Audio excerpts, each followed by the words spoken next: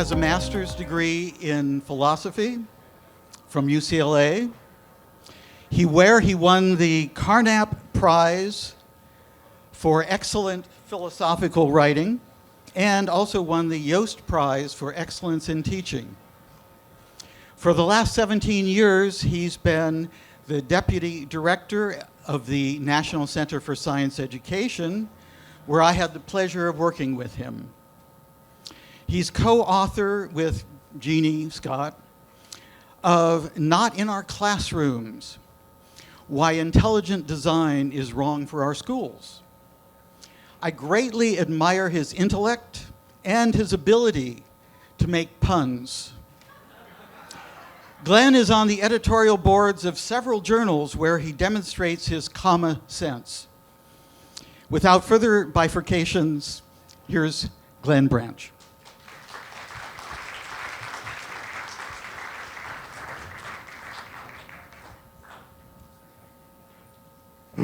Thank you for that introduction. I'll get back at you someday. As you just heard, I'm Glenn Branch, and I'm the Deputy Director of the National Center for Science Education, a nonprofit organization here in the Bay Area that defends the integrity of science education against ideological attack. So we serve as a sort of crisis clinic, and that's the office there. What kind of crisis do we deal with? Well, by far the most common targets of ideological attacks on science education in the United States are evolution and climate change. NCSC's efforts to defend the integrity of science education are directed accordingly. Now, when I searched NCSC's files, I found only one episode of flat earthery assailing science education: a teacher telling pupils that the earth is flat in Martin County, Florida, in 1924. Whether she resigned under pressure or was sacked, history does not relate. Either way, it hardly seems like a live issue as far as NCSC is concerned. But flat earthery has been in the news a lot recently, thanks to controversial celebrity endorsements by the likes of the basketball player Kyrie Irving and the rapper B.O.B., provoking responses from high-profile science popularizers like Bill Nye and Neil deGrasse Tyson. And I've taken a keen interest for 3 reasons. First, flat earthery shares important features with other pseudoscientific movements, especially, as we'll see, creationism. And I think we can learn a lot about pseudoscience in general from looking at flat earthery, and we can understand flat earthery a bit better in light of what we know about other pseudosciences. Second, the history of flat earthery is misunderstood. Contrary to what you might think, it is in fact a 19th century movement. Once that's understood, there's still a lot to learn about the details. I will relate a couple of small but genuine discoveries of my own. And this history will help us assess the latest developments. And third, there's been a lot of speculation about the prevalence and increase of flat earth belief among the general population. Over the last year, I have been doing my best to assess the flood of data, the trickle of data, about public opinion about the shape of the earth, and I want to share those conclusions. What's not on the agenda? First, I am not going to be rehearsing the evidence that the earth is a sphere. From ships sinking behind the horizon, to Foucault's pendulum, to the seasons, this evidence is, or should be, familiar, clear, and convincing. These are illustrations of that evidence from a pop science magazine published in 1924. Second, I'm not going to be debunking the ingenious, detailed, and let's face it, loopy mechanisms by which flat earthers try to dispute that evidence or explain it away. This is no doubt a worthy task, but it takes a lot of time and detail to do it right, and it's not likely to be of a great deal of general interest. Third, although I hereby acknowledge that it would be more precise to say that the earth is an irregular oblate spheroid, I'm not going to use that phrase hereafter. I'm going to say that the earth is round, or a sphere, or a globe.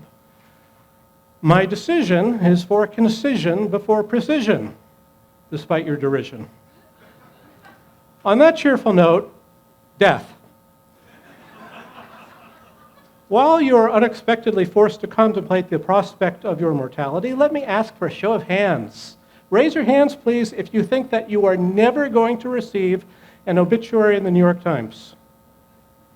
So that's all of us, most of us. I'm sorry I didn't see you back there, Your Holiness. With an audience of such obviously intelligent and accomplished, and may I say handsome folks despairing of their chances to be remembered the newspaper of record, it seems just a tad unfair that the president of the International Flat Earth Research Society, Charles K. Johnson, received an obituary in the Times in 2001. 18 years ago, the Times' obituary writer obviously regarded Johnson as a figure of fun, quoting his more outrageous pronouncements and talking about how people were fascinated by, but not agreeing with, his views. And he was also portrayed as well nigh the last of his kind. The society then had fewer than 100 members. According to Johnson, the Flat Earth Society was founded in 1492 BCE when Moses led the children of Israel out of Egypt and gave them the 10 Commandments at Mount Sinai. Strange to think that someone who is so very wrong about the shape of the earth can also be so very wrong about the history. So let's take a very quick look at the real history. If you live in a relatively flat area, as most people did and do, and you climb up a hill and look around in all directions, what do you see? Fog, apparently. But on a clear day, you see a more or less flat disk. It isn't surprising, therefore, that it's commonly assumed in pre-scientific cultures around the world, as it were, that what we live on is a more or less flat disk. The common assumption that the world is flat is often incorporated along with other views of a culture, themselves originating in observation or mythology or what have you, into a whole cosmology. A familiar version is to be found across the ancient Near East. Let's take a quick look at a representative version. Here we have the flat earth of the disk, atop the shadowy underworld where the spirits of the dead abide, supported by the columns of the earth rising out of the abyss, under the firmament of the sky, itself under the waters above the firmament, and surrounded on all sides by the mighty ocean. Now, the assumption that the world is flat is not stupid, and it is not ignorant, and it is not per se unscientific. On the other hand, it doesn't survive the attempt to provide a systematic explanation of the structure and behavior of the natural world in light of empirical evidence. It is, in a word, pre-scientific. A good way of seeing this is to consider the rise of Western science starting in the 6th century BCE, when philosophers were arguing with one another about, among other things, the shape of the earth. And they were increasingly recognizing the need for their hypotheses to explain the phenomena and to be supported by the evidence. As a result, a consensus emerged. By 350 BCE, Aristotle, writing in Pari Uranu, in Latin that's de caelo, in English of the heavens, Aristotle there confidently recited the abundant evidence that the world is spherical rather than flat. By the 1st century CE, the Roman natural historian Pliny the Elder reported that everyone was in agreement on this point. The consensus that the earth is round never disappeared, contrary to what's been come to be known as the myth of the medieval flat earth. In fact, with few and unimportant exceptions, every scholar in the Middle Ages to address the question acknowledged that the earth was spherical. In the United States, the most influential source of the myth of the medieval flat earth was Washington Irving's 1828 potboiler biography of Christopher Columbus, which claimed that Columbus's proposed voyage was resisted by the church, citing biblical passages indicating that the earth was flat. This was a pure fabrication. There are other sources too. More important, though, is the motivation. The myth of the medieval flat earth gained circulation and popularity during the 19th century, when the history of science was weaponized in the service of forces of secularization, seeking to weaken religious authority in society at large. It is a bizarre irony, then, that the flat earth movement emerges at basically the same time. In Flat Earth, the history of an infamous idea, the historian Christine Garwood credits Samuel Burley Robotham, who published under the pseudonym Parallax as launching the flat Earth movement in Britain in the mid-1840s. That's not wrong, but it's somewhat like crediting Ray Kroc as launching McDonald's. Certainly, Kroc did more than anyone else to grow McDonald's into the most successful fast food company in the world, but before Kroc, there were the McDonald brothers in San Bernardino. And before Parallax, there was the anonymous author who paid for the publication of the 1819 pamphlet, The Anti-Newtonian. In its ornate Regency subtitle, the author buries the lead. You have to read quite far down the title page before you come to the point that is of present interest, the impossibility of a globular world.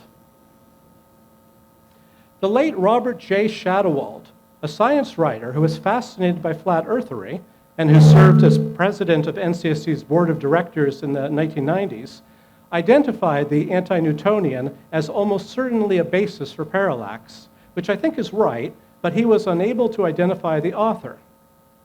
I managed the trick, though. How?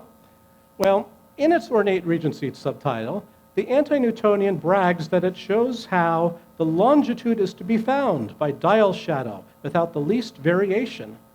That means the author is presenting a solution to the longitude problem. Meaning what exactly? Well, it's relatively easy to ascertain your latitude and comparatively difficult to ascertain your longitude, especially at sea. Since accurate navigation was important to the safety of the British naval and merchant fleets, the British government established a Board of Longitude in 1714, offering a cash prize for a solution to the longitude problem. It seemed likely to me then that the author of the Anti-Newtonian not only paid to have the pamphlet published, but also got in touch with the Board of Longitude. The board's papers are available in digital form from Cambridge University. And there I found, in the Impracticable Schemes folder, a series of letters about a method of finding the longitude supposing the sun to be the movable body, a phrase that we find in the ornate Regency subtitle of the Anti-Newtonian, and moreover, nowhere else that I could find. It's not a standard phrase. And these letters are from a Mr. James Fosbury. Fosbury's letters to the board are mildly interesting. Initially, in April and May 1819, they're quite businesslike.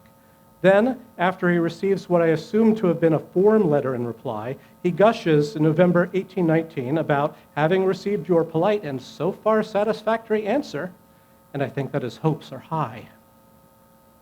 By March 1821, though, he's turned sour, threatening that unless the board disproves his solution, I shall transmit it unto every other maritime power. And that, ladies and gentlemen, is why the British lost their empire. Not really. After a couple more letters in 1821, Fosbury vanishes from history. I haven't been able to find out a scrap of further detail about him. Now, Fosbury's legacy, then, was in his influence on parallax. So what did Fosbury think about the shape of the Earth? That it was flat, of course, a vast circular plane enclosed by a wall of ice. Here from the frontispiece of his pamphlet is a schematic, not really a map, despite the ornate Regency subtitles calling it a map of explanation. As you see, the North Pole is at the center. The South Pole is at 12 o'clock. East and West are at 3 o'clock and 9 o'clock, while 6 o'clock is occupied by an unknown pole. Fosbury has evidently discovered a new direction, one orthogonal to up, down, north, south, and east, west, meaning that space is four-dimensional. That part is dubiously coherent, and parallax did well to abandon it. In his model, east is counterclockwise and west is clockwise around the center. North is toward the center, south is toward the rim. But parallax kept Fosbury's impassable wall of ice at the Earth's rim, which in effect serves as the South Pole. There are more similarities. Fosbury and parallax have a certain epistemological approach in common, what I like to call folk Baconianism. It's Baconian in that it harks back to the scientific methodology propounded by Francis Bacon in the 17th century. It's folk in that Bacon was more subtle and careful and sophisticated than his followers' cartoon version of him. Folk Baconianism affirms the priority of do-it-yourself observation and experiment, unaffected, uncontaminated, you might say, by theory. By the same token, it is skeptical of theory, especially when endorsed by a supposed elite. And as we'll see, the skepticism easily deepens into a full-blown tendency to conspiracy thinking. And Fosbury and Parallax are both motivated by biblical inerrantism, the view that the Bible is without error, not only in matters of faith and morals, but also history and science. Sometimes this is called biblical literalism, which is misleading because everybody acknowledges that there's metaphorical language in the Bible. So here's Fosbury. I have pointed out the true system of the universe according to the Word of God. And here's Parallax. To say that the scriptures were not intended to teach science truthfully is in substance to declare that God himself has stated and commissioned his prophets to teach things which are utterly false. I should note that there's room for doubt about Parallax's sincerity. In 1884, H. Osipov Wolfson, a disgruntled ex-secretary of Parallax's Flat Earth Society, described him in print as a many-headed eagle, this is a biblical reference, who didn't believe his own theories. Parallax filed a libel suit over this, but died before the case came to trial. You may never know. A sincere biblical inerrantist or not, Parallax was enormously effective in spreading the flat earth gospel. Evidently an ingenious character who delighted in controversy and dispute, he swiftly trained himself to be a skilled debater and effective promoter, and he won himself converts. John Hamden read Parallax's Earth Not a Globe in 1869. By 1870, he was publishing his own incendiary flat earth pamphlets, and he was offering a public wager with stakes between £50 and £500, that's between $6,000 and $60,000 in today's money, as to whether the Earth could be shown to be round. No less a figure than the naturalist Alfred Russel Wallace took him up on it. The test involved sighting along poles set in a straight 6-mile length of the Old Bedford Canal in Cambridgeshire, England. Parallax himself had conducted tests there starting in 1838, concluding that the Earth was flat. The 1870 test showed no such thing, though.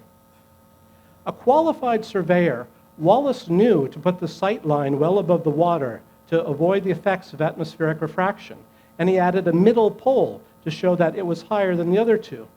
Wallace was declared the winner, but Hamden refused to pay. A series of private threats, public recriminations, and legal actions followed. William Carpenter was an early disciple of Parallax's and was one of the flat Earth's most effective popularizers, particularly because he was a printer by trade. The title of his Theoretical Astronomy Examined and Exposed from 1864 shows his folk Baconian suspicion of theory, as does his pseudonym, Common Sense. During the Wallace-Hamden squabble, Carpenter was actively defending Hamden, but by 1879 he pulled up stakes and emigrated to the United States.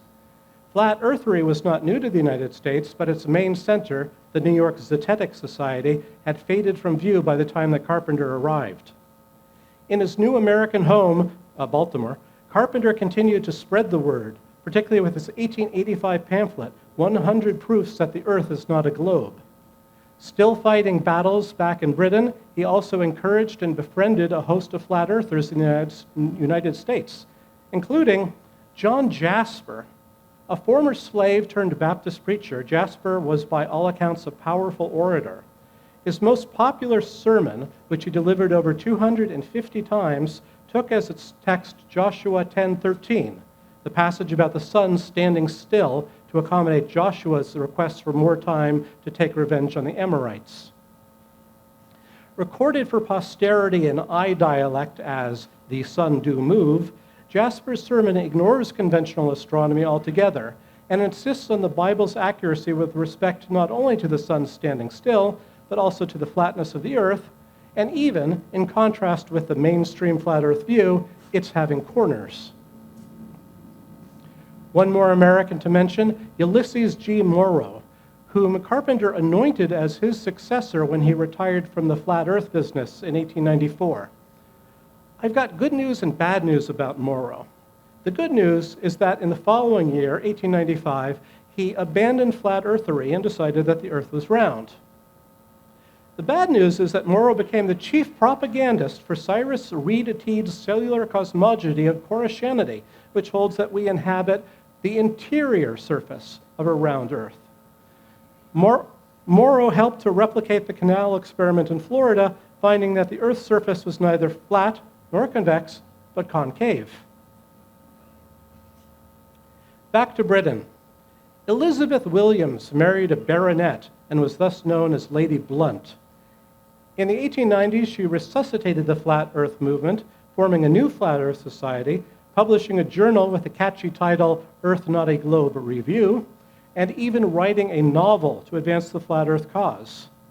Adrian Galileo, or A Songwriter's Story, note the not-so-ornate Victorian subtitle, revolves around a certain Lady Alma, unhappily married to a baronet, having a torrid affair with a Catholic priest, and then reinventing herself as a world-renowned flat earth crusader who moves in high society.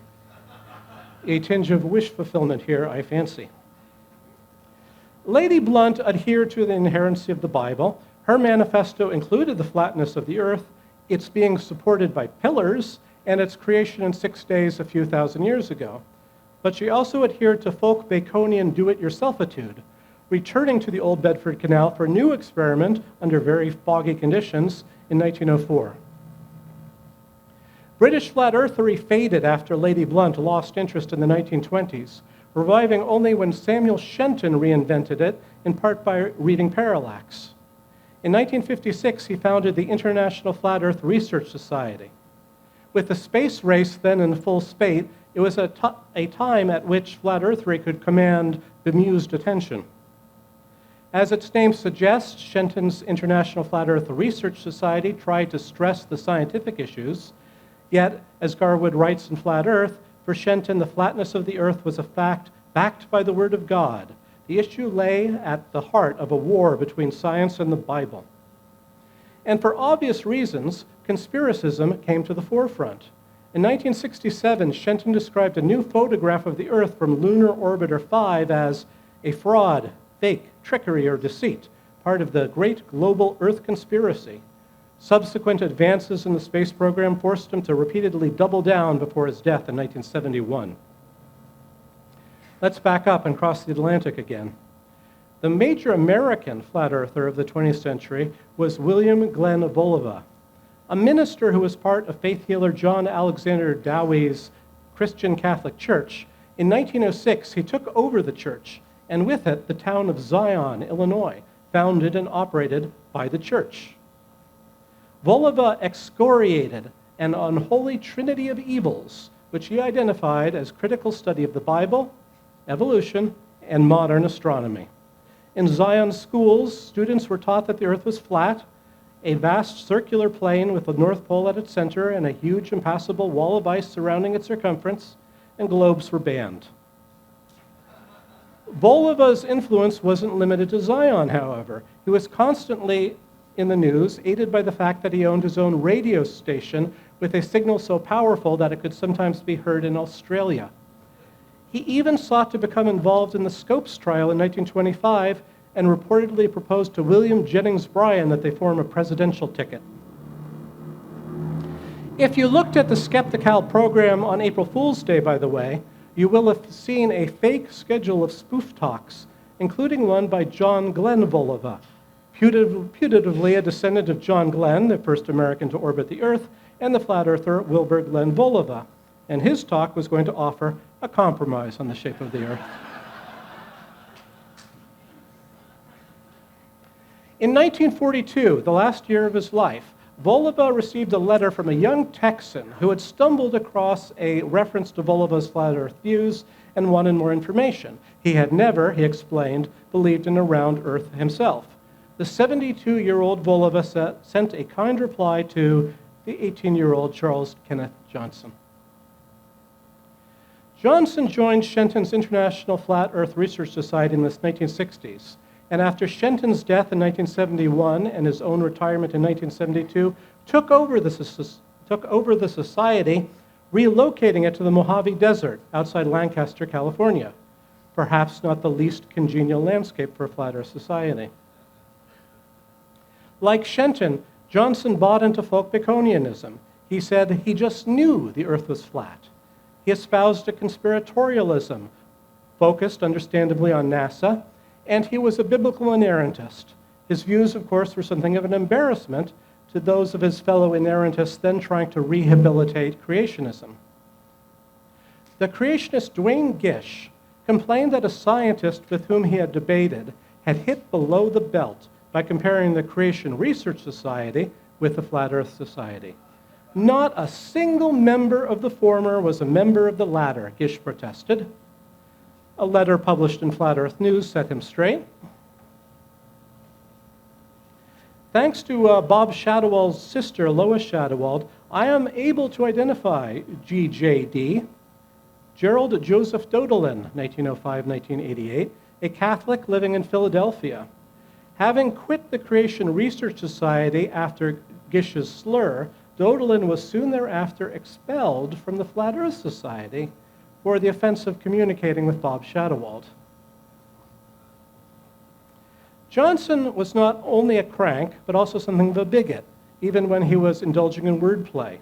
Since round earthery originated in Greece and holds that the planet is the shape of a ball, he called round earthers greaseballers, invoking a vulgar slur against people of Mediterranean or Hispanic descent. So that brings us back to 2001, the year in which Johnson died. Again, I think that someone reading that obituary might have concluded that flat earthery was tottering on its way to the grave. And yet, 18 years later, someone might conclude that it is a vibrant and flourishing movement. What happened? Well, for most of the 19th and 20th century, it seems fair to say that flat earthers tended to be mostly isolated, making it harder for them to remain convinced of their alternative realities. To produce or consume or even discuss these ideas was costly in terms of time and effort, as well as money. But the internet changed all that.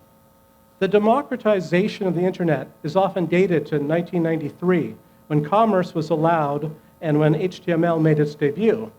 Me, I date it to 1994, when the first spam arrived. It took a while for the new medium to be mastered, and even then, it was necessary for flat earthers to interact mainly through reading and writing text. They did so, for example, on this website. In 2004, Daniel Shenton, an American, no relation to Samuel Shenton, resurrected the Flat Earth Society as an online discussion forum. In 2009, he launched a new website and began to accept members. Honorary member number 1 was the musician Thomas Dolby, in recognition of his 1994 album, The Flat Earth. They blinded him with science. With the founding of YouTube in 2005 and the increasing availability of bandwidth, the stage was set for a new venue for flat earthery. After flat earthers acquired the technology and the skills, they would start to focus on videos, less difficult to create, more engaging to experience, and as psychologists have shown, more persuasive. Curiously, though, according to a study by John C. Paolillo at Indiana University, it was not until 2011 that flat earthery was systematically defended in a YouTube video posted by Matthew Boyland under the name Math Powerland. It is, Paolillo says, the first occurrence found of flat Earth with all its main elements in place. Unsurprisingly, YouTube flat earthery shows all the traits of its print ancestors. Paolillo says, the predominant religious orientation of flat earthers is Protestant Christian fundamentalist, with texts like Isaiah 40:22 constantly cited, although he notes that a few influential YouTube flat earthers are apparently New Agers. Folk Baconianism is also in evidence. Again, quoting Paolillo, flat Earth videos tend to conflate observation with proof and disproof for proof, suggesting a puerile understanding of scientific process and understanding. Viewers are told not to trust anything beyond their direct experience. And the flip side of folk Baconianism, conspiracy thinking, is there too, in abundance. Paolillo once more. The globe model is cast as an ongoing attempt to deceive the trusting public, the conspiracy is vast and the perpetrators are nefarious, secretive, and mysterious, as in other conspiracy theories. To see for yourself how these themes play out, you could watch a sampling of the Flat Earth videos, but you might find it less of a chore to watch the excellent 2018 documentary Behind the Curve, which follows a couple of prominent YouTube flat earthers as they make their videos and attend their conferences. So, is flat Earth rising? The increased visibility of flat earthery thanks to the internet is a reason to think that it is. Surely some people have come to accept that the Earth is flat, or doubt that the Earth is round, as a result of encountering flat earthery directly on the internet or indirectly through coverage of the internet phenomenon.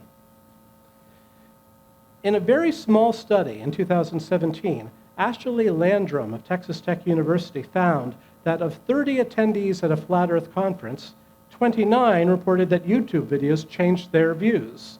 And indeed, YouTube's recommendation algorithms seem to be fine-tuned to lead people down a rabbit hole of conspiracies. But there's no way to put a firm number on this, because there haven't been any repeated studies of public opinion about the shape of the Earth. We have more data about black holes. In fact, as far as I'm aware, there have been only 3 studies, all conducted within the past decade. So let's take a quick look at those 3. First, developmental psychologists have been studying how children form and revise their ideas about the shape of the Earth. There are various methodological controversies here, because you get different results from asking multiple choice questions and inviting free responses, and from asking questions with words and questions with pictures.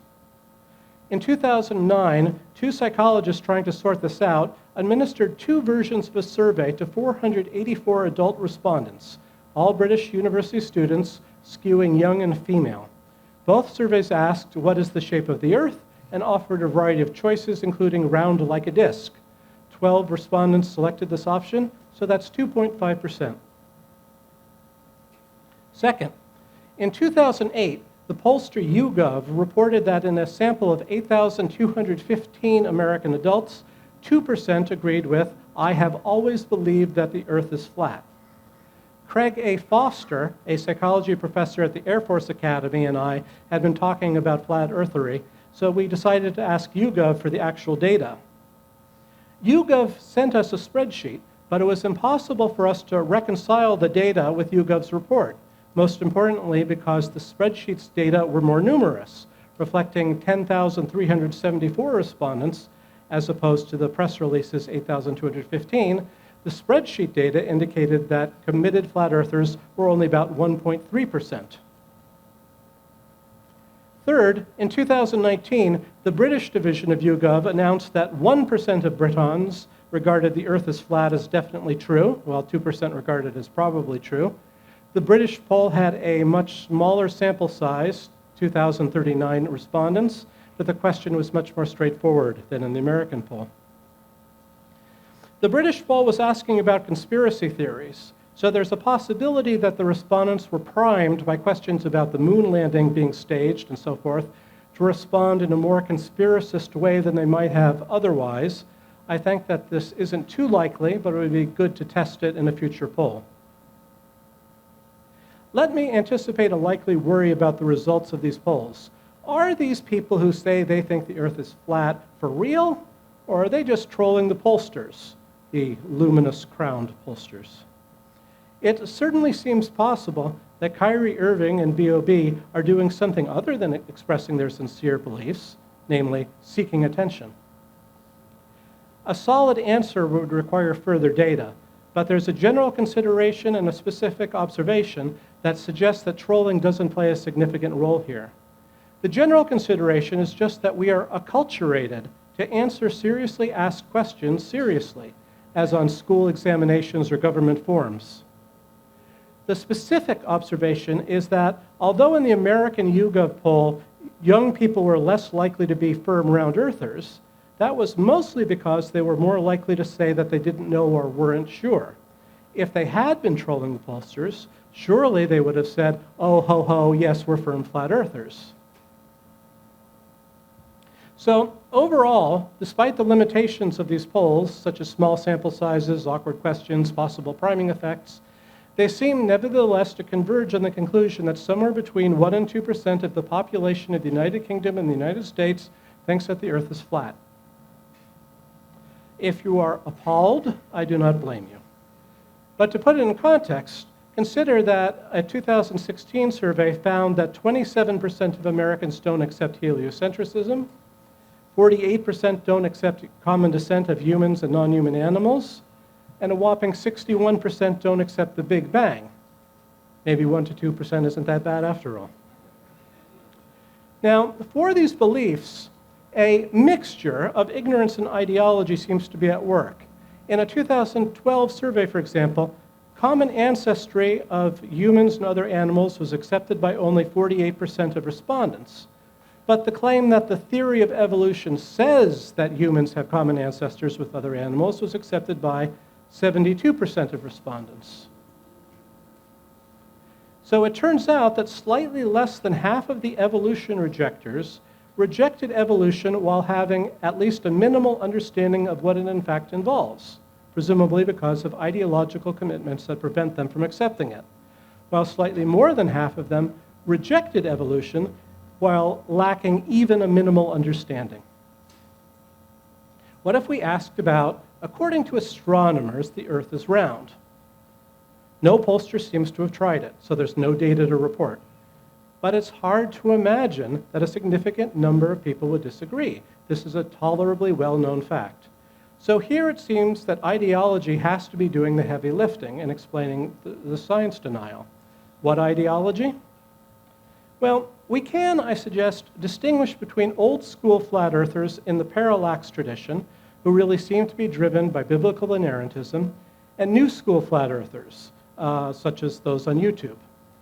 Although, according to Pale Lillo's study, the new school flat earthers tend to be Christian fundamentalists, a master's thesis by Alex Olshansky, a student of Ashley Landrum's at Texas Tech, compared a sample of the general public with a small sample of flat earth conference goers, finding no difference with respect to religiosity, but a significant difference with respect to conspiracy thinking. Olshansky's study suggests then that with the new school flat earthers, although the content of their belief is largely determined by the Bible in the background, their motivation for believing it is not so much governed by their attitude toward the Bible, but by their tendency to become mired in conspiratorial thinking. As the proverb tells us, it is difficult to make predictions, especially about the future. But here goes.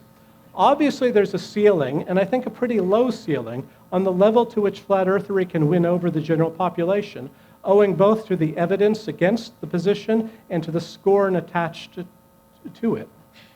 If there is a small increase over the next few years, it will not be from old school flat earthery, which is almost certainly going to continue to dwindle. As we've seen from the history, it can barely hang on even when it has a charismatic leader, an isolated community, and/or substantial resources, and it's not likely to reacquire those. New school flat earthery may nudge the needle up for a while, given the internet's capacity for facilitating communication and community.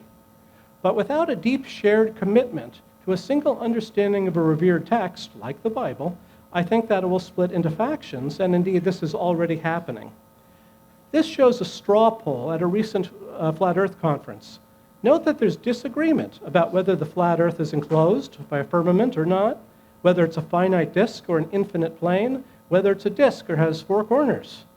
And without the constraint of good evidence, these are disagreements that simply aren't going to be resolved. So the prospect of a large-scale flat Earth assault on science education is not particularly vivid. Still, as recently as 2007, a student teacher in Philadelphia reported having difficulty with a bunch of students who, inspired by Kyrie Irving, were telling him that they thought that the Earth is flat. So there may be scattered problems. And given that flat earthery shares its sources and motivations with other pseudosciences, and is enabled to persist and possibly grow by the same social forces that enable other pseudosciences to persist and possibly grow, it serves, I suggest, as something of a canary in the coal mine. Here's a prediction about the future that I feel confident in making, though. When there are challenges to the integrity of science education, whether that involves creationism, climate change denial, or even flat earthery, NCSE will be there to fight with, I hope, the support of folks like you. Thank you.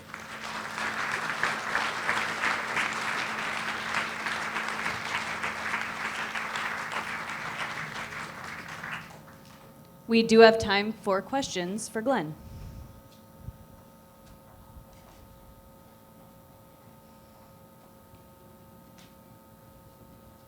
Hi. One thing I think that they all have in common, and I was wondering why, that the North Pole is in the center of the Earth and Antarctic is around the rim of the outside.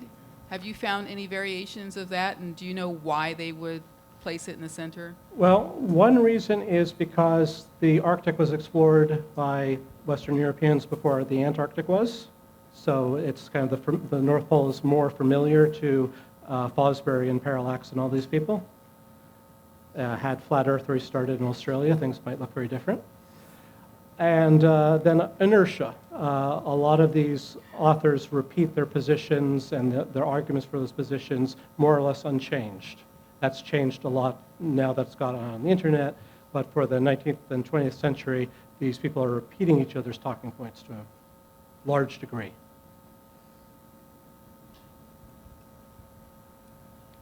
What does the rest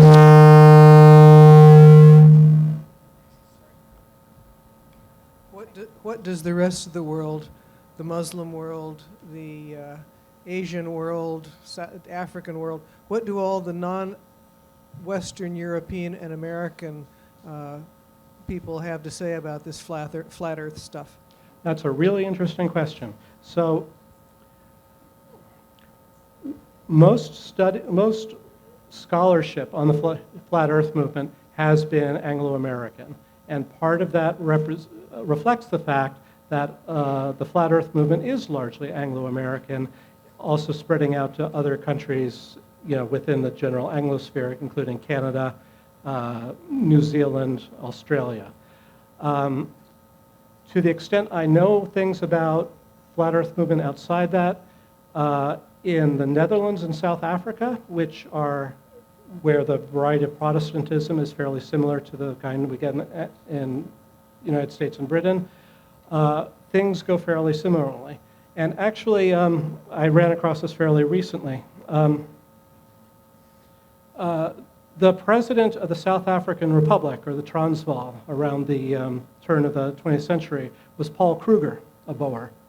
And he was a biblical inerrantist, and he thought that the earth was flat. And a traveler stopped in South Africa about this time and had some very interesting conversations, I don't think with Kruger, but with people in Kruger's circle. And that traveler was Joshua Slocum, who was sailing around the world by himself. Very interesting conversations. We don't know very much about what's going on in the Islamic world, and I'm kind of suspicious of most reports on science, religion issues from the Islamic world because people tend to have axes to grind. But there probably is some flat earthery there. Don't know much about the Far East, and really someone needs to write a dissertation on flat earthery around the world. What do they say if they go over the mountains in the South Pole? Do they fall off or what? Well, you're not allowed to go to Antarctica, apparently. Who knew?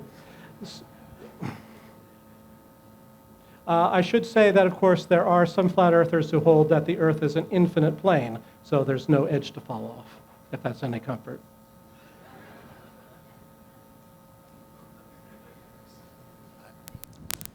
I was wondering about the southern and northern stars. Do they have any explanation for that? I haven't heard of that today. There has been some very interesting correspondence between flat earthers in the northern hemisphere and in the southern hemisphere, and I feel it has not been resolved to anyone's satisfaction. Are you aware of any connection between the 19th century movements and the movement to explore the interior of the Earth by going towards the poles and finding the part of the Earth where the ocean flows into the inside? Yeah, so the hollow Earth is a whole another ball of wax, so to speak. There are not a lot of direct connections that I know of, and obviously flat earthers can't accept the hollow Earth, or not a hollow Earth like that. So I don't think there are a lot of ideological or organizational continuities.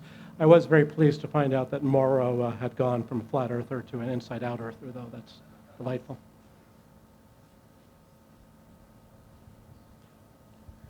Have you seen any changes in the rationales for things in the faces of things like GPS? I mean, do people not use GPS? And related to that, do you know whatever happened to the guy with the steam rocket in, I think, Southern California? Yeah, so the guy with the steam rocket is a flat earther named Mad Mike Hughes. I can't think why they call him Mad. I believe he's still alive, for what that's worth. I don't remember whether he actually ever got his project off the ground. I'm sorry, what's the first half? GPS. So there is a dizzying variety of ad hoc explanations offered, and they come too fast and furious for me to really track them. All right, give Glenn another round of applause.